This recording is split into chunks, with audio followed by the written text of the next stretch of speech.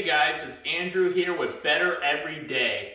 So today we're going to be doing another push-up challenge. Unfortunately, I didn't get really much footage of anything that I did today. So I'm just going to go over a little bit of my workout that I did in between my push-up sets. And yeah, it was just kind of a crazy, hectic day, and I didn't get home until late, and I was rushing to get everything done. So we'll talk about that here in a minute, but first let's go ahead and knock out our first set of push-ups. It's February 22nd, so you know what that means, 22 push-ups. So let's go ahead and get them knocked out.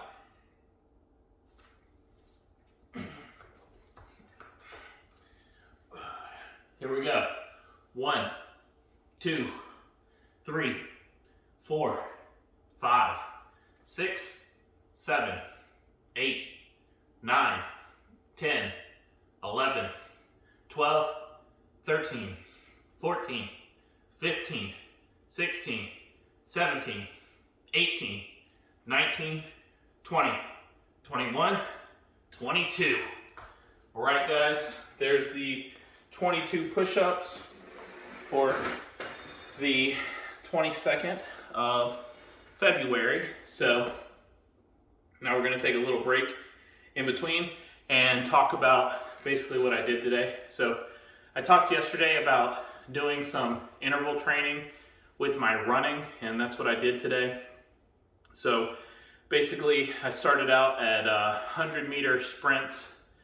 So I run 100 meters, then walk 100 meters, then run 100 meters, walk 100 meters. Did that for a total of 400-meter sprints. And then as soon as I got done with that, went to 200-meter sprints, where running 200 meters and then walk 100 meters and then sprint 200 and then walk 100. Did that for a total of 4. And then the same thing, getting up to the 300 meters, run 300 and then walk 100 meters.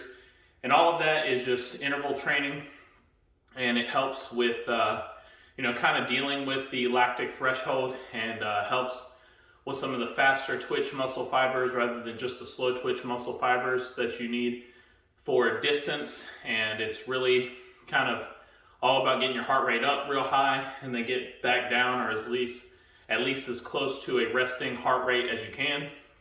And then I got to 400 meters and did 4 of those.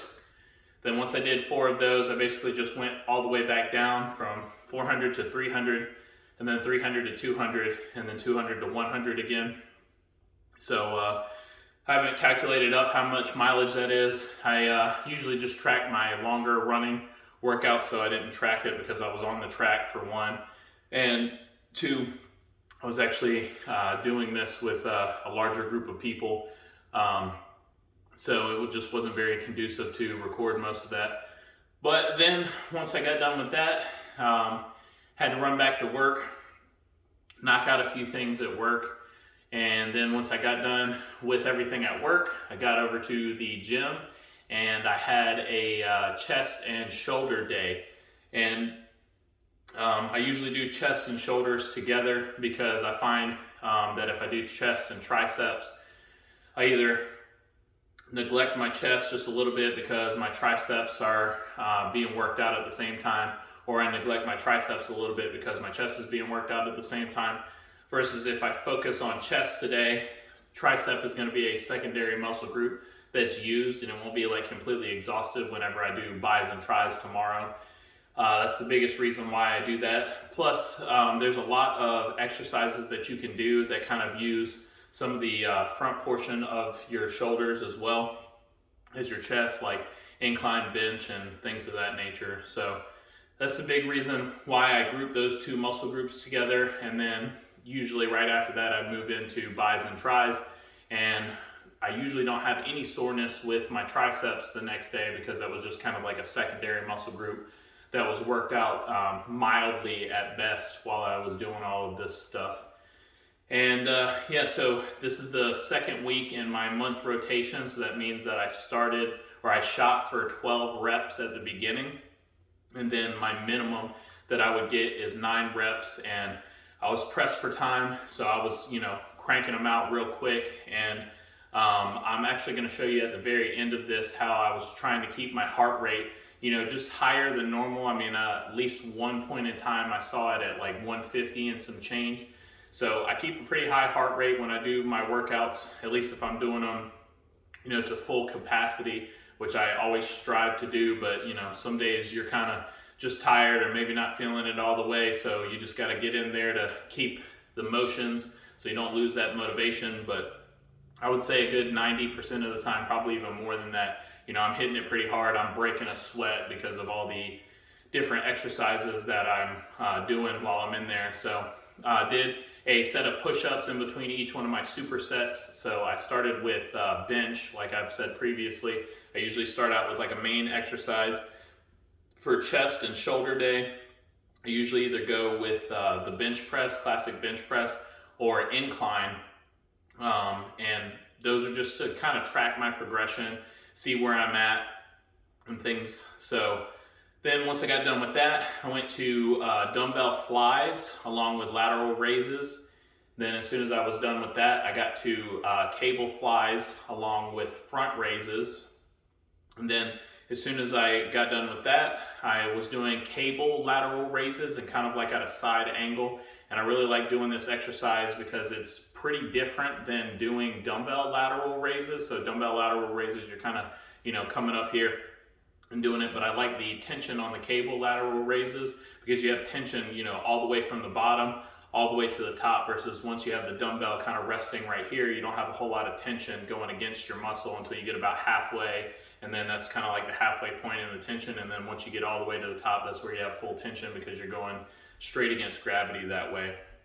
So then I did kind of the upward cable flies, and that's just to kind of work out the top of your pecs. And I really, really like that. I try and actually like kind of hold it and squeeze just a little bit at the top, and you'll definitely feel it working out the top of your chest a lot. Then once I got done with that, I went into shoulder shrugs. So I had, I had 155 on the bar at first.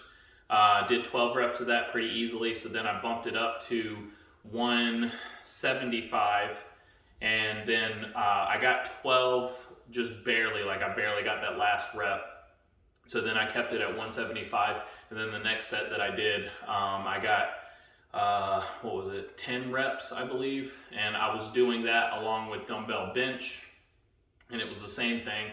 By the end of the workout, you're pretty dead, so I'm using a lot lighter weight than I would have been at the beginning of the workout. But just wanted to talk to you guys a little bit about my workout because I wasn't able to record it in the gym.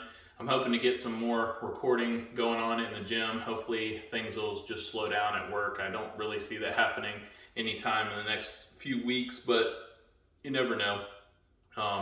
So yeah, that's pretty much all I got as far as my lifting stuff goes, but I think that was enough of a break between push-ups. So I'm gonna grab a sip of water real quick.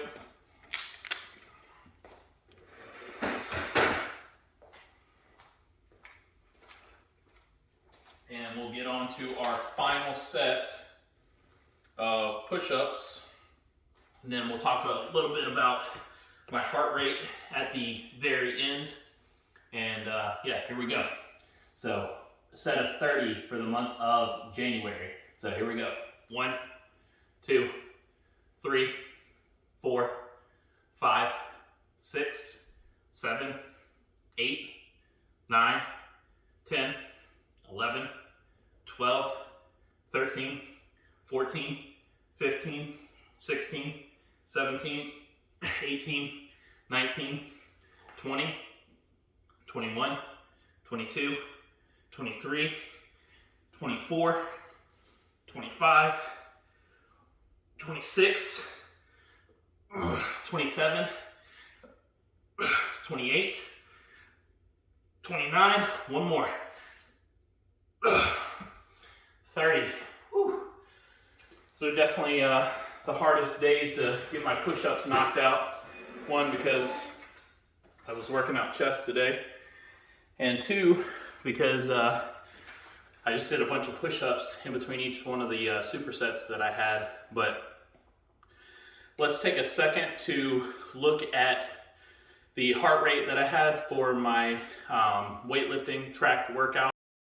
Okay, here it is, guys. There is my heart rate basically throughout my workout. So you can see I worked out for just under an hour there, and you can see my heart rate kind of going up and down, especially at the beginning. The reason why my heart rate is lower is because that is the only, that's when I did bench press, and that's the only exercise that I don't really superset. And then after that, it was pretty much high the entire time, except for that one little dip down low. I was actually spotting somebody else at the gym. They asked me for a spot, but you can see that my max heart rate was 189, which I'm actually pretty surprised that it got that high. But my overall average was about 144 beats per minute. So that's pretty good. I usually try and aim for like around 150 the entire time. But yeah, you can see the different heart rate zones. So I was just barely in an aerobic state for most of it. A lot of it I was in the anaerobic state. And that's all just because I superset it. You know, it keeps my heart rate higher, definitely burns more calories while I'm doing that. You can see up at the top, I mean, it tracked just from my heart rate that I burned about 579 calories in just about an hour. So I'm not exactly sure what this little gap in the heart rate is there. My arm might have been a little bit wet from the sweat or something like that. But either way, that's kind of the breakdown of my workout this go round. And yeah, I think that's pretty much it. All right, guys, so that's a brief synopsis of everything that I accomplished today. I hope you guys enjoyed this video. As always, if you've made it this far in the video, then hit that thumbs up and subscribe if you are not subscribed already. And if you are subscribed, hit that bell notification. And thank you everybody for the great support on this channel. I really do appreciate each and every subscriber. Almost to 50. I plan on doing something pretty special once I get to 50 subscribers. So spread the word, give me a couple more subscribers, and you get to see some pretty cool content. But that's all I got for today, guys. As always, stay motivated and stay fit.